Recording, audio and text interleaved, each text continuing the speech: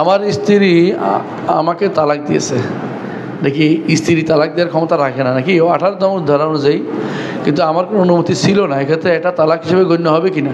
না, অনুমতি না থাকলে তালাক হিসেবে গণ্য হবে না।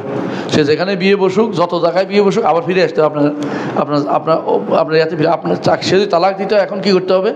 18 নম্বর ক্লজ না থাকলে কী করতে হয়? আমাদের শরীয়তে নীতি কি? খোলা, অথবা কোর্ট সেপারেশন চাইবে, বিয়ে ভেঙে দেন, সঙ্গত কারণ দেখাবে যে নামাজ পড়ে না, কথা বলছেন, অথবা দিন কুফুরি আকীদা বিশ্বাস করে, তার সাথে থাকতে পারবো না।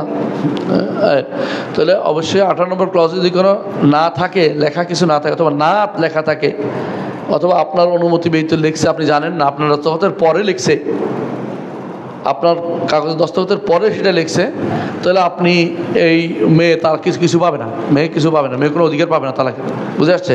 এই তালাক দেওয়ার কোনো অধিকার তার নাই।